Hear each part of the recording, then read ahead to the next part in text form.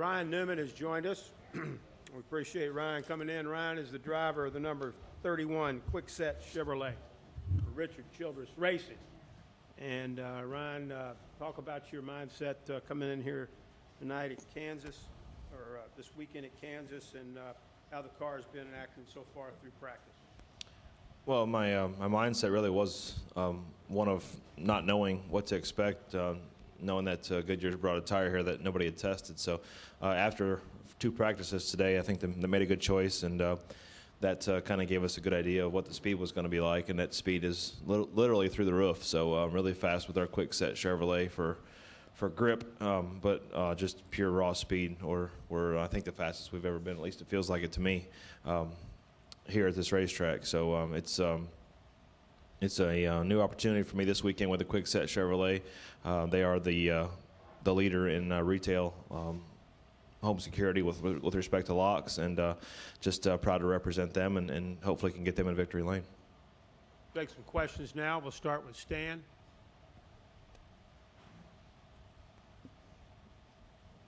Stan Creekmore with RPMtonight.com. Ryan, if you will expand on the tire, did you run any extensive runs so that you can really know how well the tire will last and such? I think our longest run was 10 laps, but based on our tire wears, everything looks really good.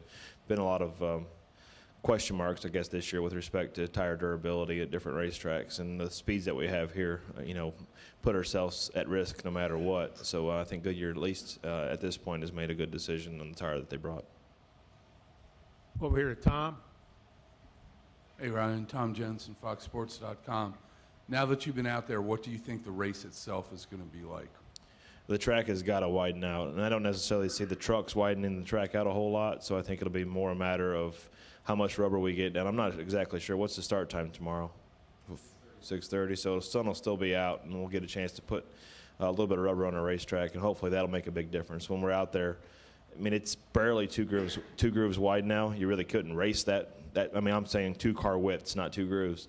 So it's going to be really dictated by that, how much we widen the racetrack out, and double file restarts and that part of it. I just don't see the trucks really making the track that much wider, just because of their speed and the quantity and quality of the trucks that are out there.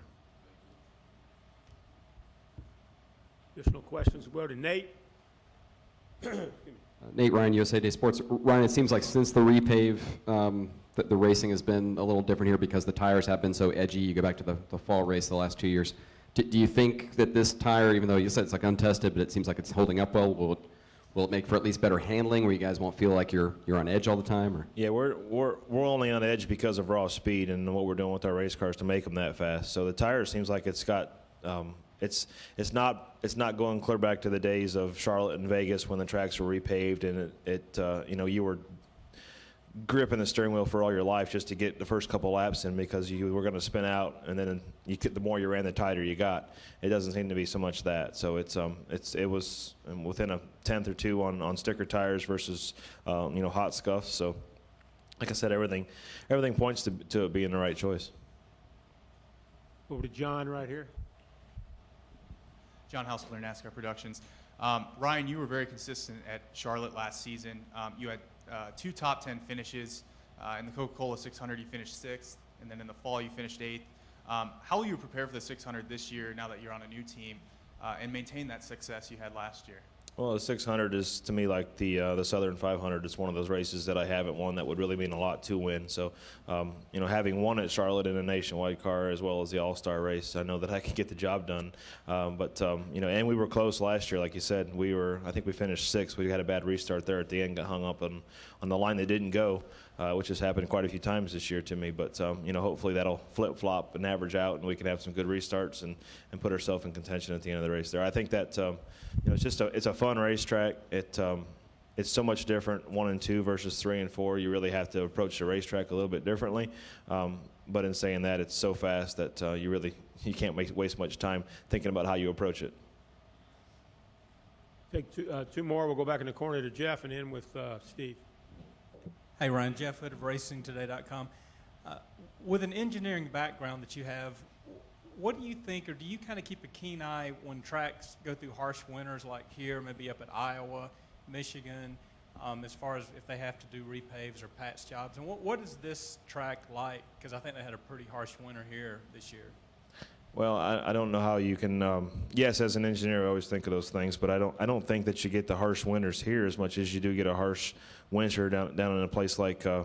And for me, for instance, Talladega has aged more because of the sun in the summer, and I think the racetrack here just gets covered up with the snow and it just sits. I mean, it's insulated. It's got a jacket on all winter. So, yeah, I think they've done a lot technology-wise to help control the heave of the asphalt, and it's not getting bumpy as we expected it would, as maybe the last repave or 2 repaves ago compared to what we've experienced at other racetracks. But to me, I think the tracks that are up north kind of get that shelter from the snow that helps them get through the winter. And they have hot summers here, but you look at a place like Talladega, which to me has aged quicker than some of the other racetracks. It's just the heat is more a factor with respect to the oils and the aggregate that affects the way the racetrack ages.